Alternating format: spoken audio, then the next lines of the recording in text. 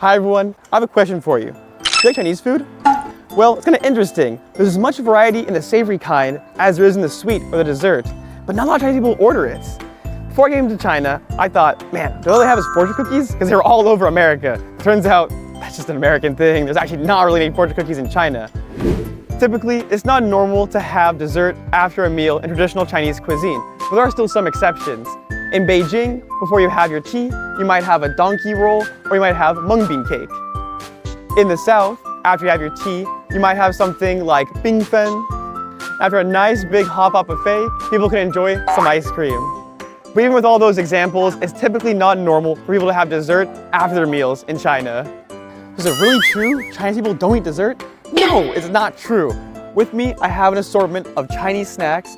First, we'll start out with one with an interesting name, the wife cake. Now, all the name implies, there's not any wives in here, so don't worry about that.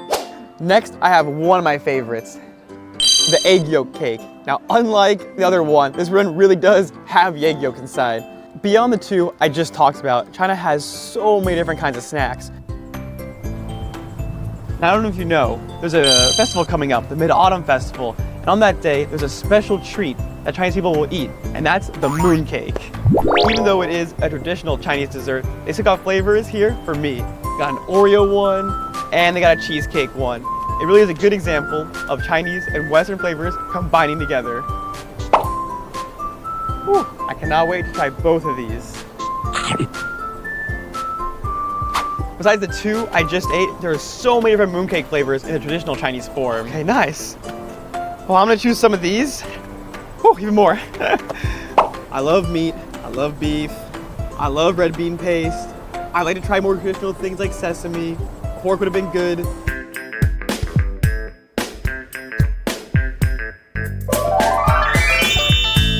I hate, all the viewers out there, I hate nuts.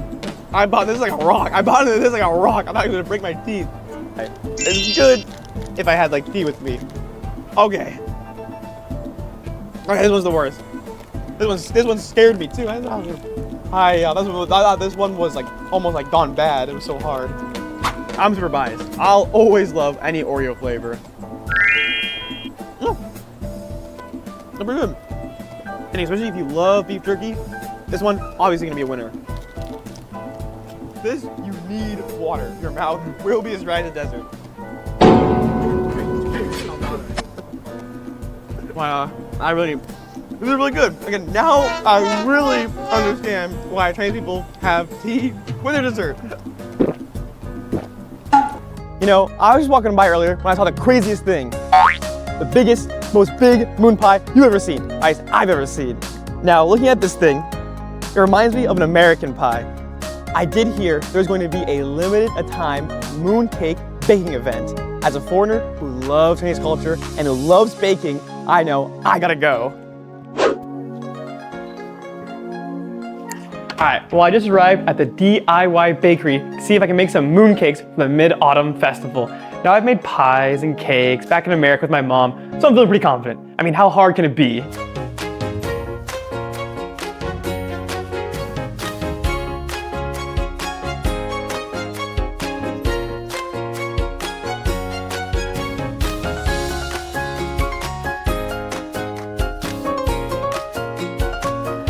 Oh, I see. Oh god. Too easy. Next, we're gonna be using this thing.